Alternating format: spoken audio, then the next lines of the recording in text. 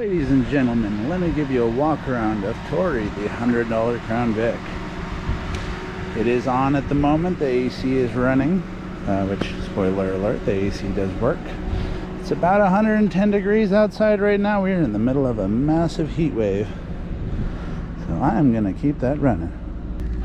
Here's a nice little bit of artwork left for me by one of my friends, NTG Nate. I call this. I will give you guys a glimpse, take you guys back in time and show you what the car trunk looked like when I picked it up. Here we go, back in time. And this is what it looks like now, guys. I have a camping chair in there as well as some other stuff since I am moving, tripods and everything of the sort. But there are quite a few connections in here. There's quite a few connections in here that are not plugged in, which I'm not sure what they are.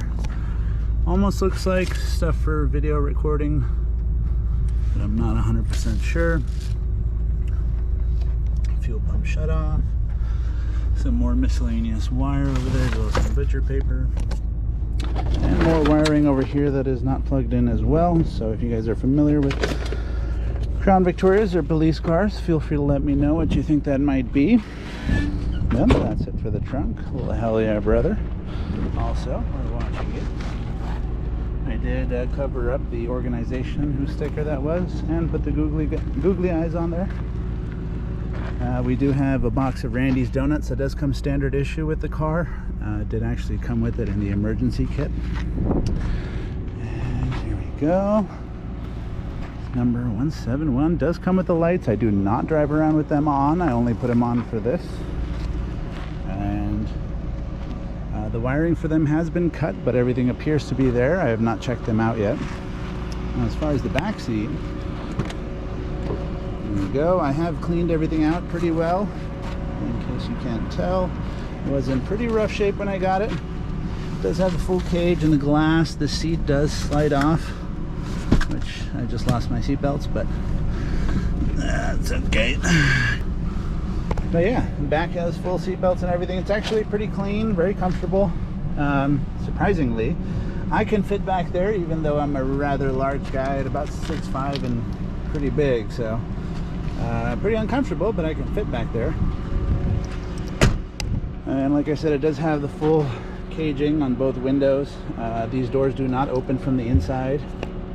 The passenger side, if I can get the door open. There we go. Passenger side still needs some cleanup. There is going to be my blinker right there, which I'll show you guys about in just a second. Let's see what the temperature is in here. It's about 110 outside. It's 82 in here. Here is the car. I do have an FM transmitter, so I do have music in here, which is quite nice. Go ahead and turn that on and you'll see it does only have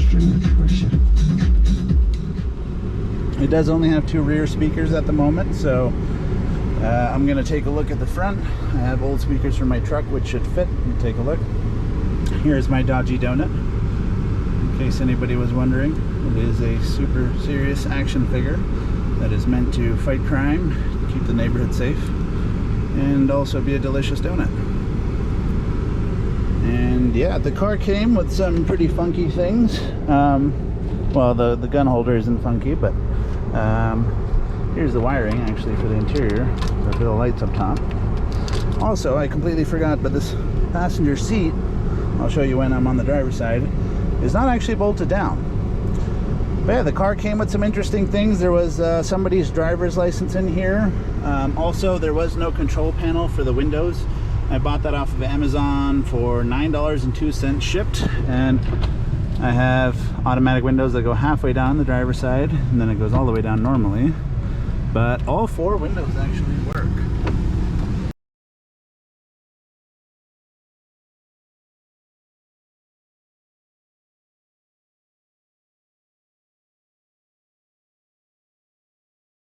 So when I got this, there was no working seats, and the seat would sit very close to the front. I was checking the fuses and all for it one day, and I noticed that the seats were actually unplugged. So if you see, I have working seats. They lift, go down, they recline, I've also got power lumbar. So that's pretty awesome. Let's see. So I have power lumbar and everything, a ridiculously dirty seat over there. Which I've cleaned out a lot of this car, but I still need to get a vacuum to be able to clean out the seats. You know, a wet vac. Came with an extender. The outlets were not working when I first got it, but they are now. I was just kind of playing around with the wiring and it decided to start working. I have not gotten the spotlight on this side working yet, but the red light does work, which I'm not sure what the purpose is, but I do have a red light in case the car wants to go into red light mode. It does work on this side as well. Also, spotlight on the driver's side does in fact work, which is pretty cool.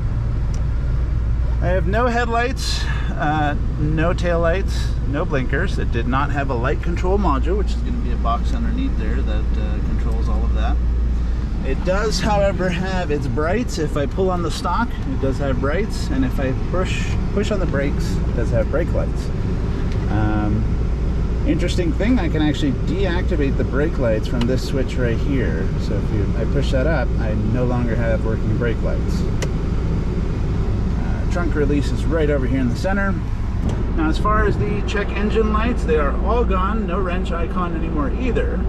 I do have an airbag light, but I believe that's because the airbag bulb has gone out, and that sends that turns on the light. So I'm going to try that fix, see if that works, and let you guys know.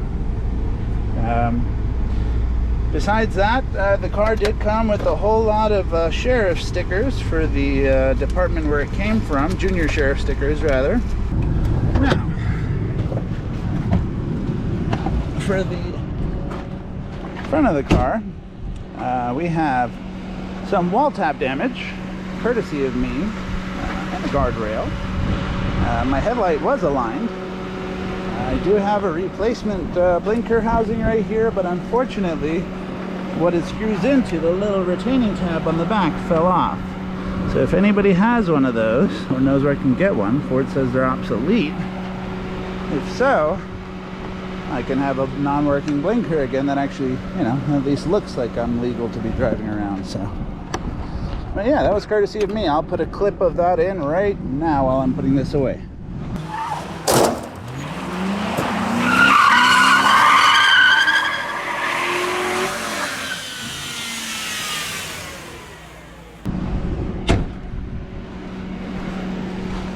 Now, aside from the wall tap damage, which is going to be that right there, as well as that broken bulb and the interior parts, the broken housing.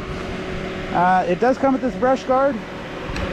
It does have the horns as well as the flashing module, but again, I do not have any of that hooked up. The hood was pretty severely dented when I got it. It was fixed, as well as it is right now, by NTG Nate. Thank you again. The car did come missing a battery.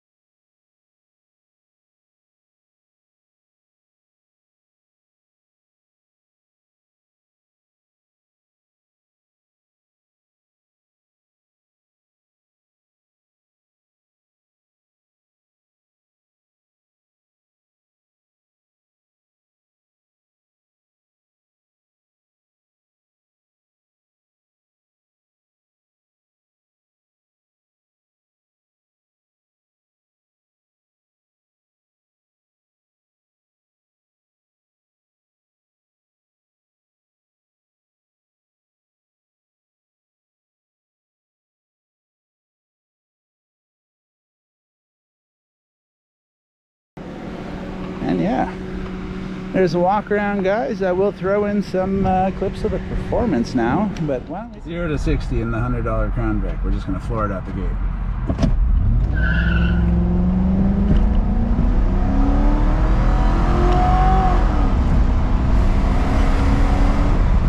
It's like a mechanical cat.